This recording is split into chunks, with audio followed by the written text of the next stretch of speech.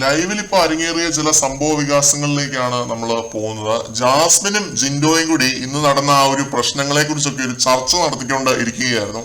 അപ്പോൾ ജാസ്മിൻ പറയുന്നു, പുറത്താണെങ്കിൽ ഒരു തെരഞ്ഞെടുപ്പിൽ ഒരു സ്ഥാനാർത്ഥി ഉണ്ടാവും, അവർക്ക് വേണ്ടി ഞാൻ വോട്ട് ചെയ്തില്ലെങ്കിലും അവര് ജയിച്ചാല് അവര് നമ്മുടെ സ്ഥാനാർത്ഥി തന്നെയാണ്, കാരണം അവരാണ് ഭരിക്കുന്നത്. അപ്പൊ എന്താവശ്യം ഉണ്ടെങ്കിലും അവരുടെ അടുത്തേക്കാണ് ചെല്ലുന്നത്. അപ്പൊ ജിൻഡോ കാക്ക ആരുടെ ക്യാപ്റ്റനാണ്? ഞങ്ങളും കാക്കയ്ക്ക് വോട്ട് ചെയ്തില്ലെങ്കിലും ജിൻഡോ കാക്ക ഞങ്ങളുടെ ക്യാപ്റ്റനാണ്. അങ്ങനെയുള്ള ഒരാള് ഞങ്ങൾക്ക് വേണ്ടിയല്ലേ നിൽക്കേണ്ടത്?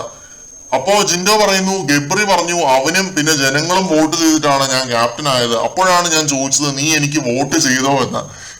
ഇത് ഞാനും ലൈവില് കേട്ടൊരു കാര്യമാണ്. അപ്പോ ജാസ്മിൻ ഇത് അപ്പൊ തന്നെ പോയി ഗബ്രിയോട് പോയി ചോദിക്കുന്നുണ്ട്. ഈ സമയത്ത് ഗബ്രി പറയുന്നു ഞാൻ അങ്ങനെ പറഞ്ഞിട്ടേ ഇല്ല എന്ന്. അതവിടെ കഴിഞ്ഞു. ഇനി പ്രശ്നം നമ്പർ 2, നിങ്ങൾ എന്നെ കാലേ വാരി നിലത്തടിക്കും എന്ന് പറഞ്ഞു രാവിലെ, അത് തെറ്റല്ലേ? ഉടനെ ജിൻഡോ, ഞാൻ ക്യാപ്റ്റൻ ആയിട്ടിരിക്കുമ്പോ ഗബ്രി എന്നെ കുറെ തെറി പറഞ്ഞു, അത് തെറ്റല്ലേ? ഉടനെ ജാസ്മിൻ, ഗബ്രി തെറി പറഞ്ഞിട്ടില്ല, ചീത്ത വാക്കുകൾ ഉപയോഗിച്ചു. ഇല്ല ജാസ്മിനെ, അവൻ എന്നെയും സിബിനെയും ഒക്കെ കുറെ തെറി പറഞ്ഞു, അത് പുറത്തേക്ക് പോയിട്ടുണ്ട് ലൈവായിട്ട്, ജനങ്ങൾ കണ്ടോളും. ഈ സമയത്ത് ജാസ്മിന്റെ ടോൺ മൊത്തത്തിൽ അങ്ങ് മാറുന്നുണ്ട്. ഇതിന് മറുപടി പറയുന്ന സമയത്ത് കയ്യിന്ന് പോയി എന്ന് അറിഞ്ഞാലാണ് ജാസ്മിൻ കലിപ്പാവുന്നത്. അത് എപ്പോഴും ഓർത്ത് വെക്കുക.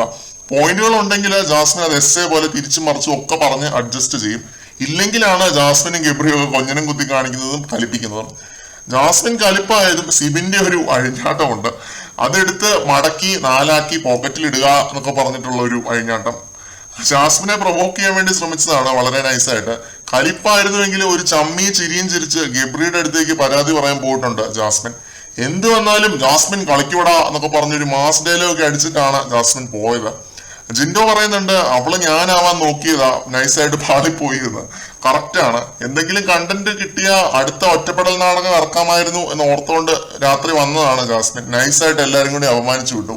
അപമാനിച്ച് വിട്ടിട്ടും ജാസ്മിൻ ഒന്നുകൂടെ വരുന്നുണ്ട്. ഇത്തവണ പോകുന്നത് സിബിന്റെ അടുത്തേക്കാണ്. സിബിനോട് ചോദിക്കുന്നുണ്ട്, നമ്മുടെ മറ്റേ കോടതി പരിപാടി ഇന്ന് രാത്രി വെക്കാമോ എന്ന്. അപ്പൊ സിബിൻ പറയുന്നു, ഞങ്ങൾ എല്ലാവരും ടയേർഡാണ്, ഞങ്ങൾക്ക് പാട്ടൊക്കെ പാടാനുണ്ട് എന്ന് പറഞ്ഞ് അങ്ങനെ ഇത് ചെയ്യുന്നു. അപ്പൊ ജാസ്മിൻ അവിടെ കുറെ ബഹളം വെക്കുന്നുണ്ട് ഋഷിയോടും പിന്നെ ജാൻമോനോടും ഒക്കെ ആയിട്ട്.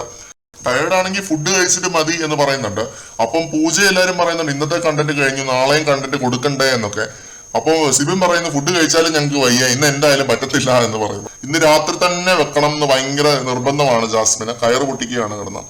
എന്തായാലും ഈ ഒരു ഒറ്റപ്പെടൽ നാടകം എവിടം വരെ പോകുമെന്ന് നമുക്ക് കണ്ടറിയാം. മറ്റൊരു ലൈവ് അപ്ഡേറ്റുമായിട്ട് വീണ്ടും കാണാം.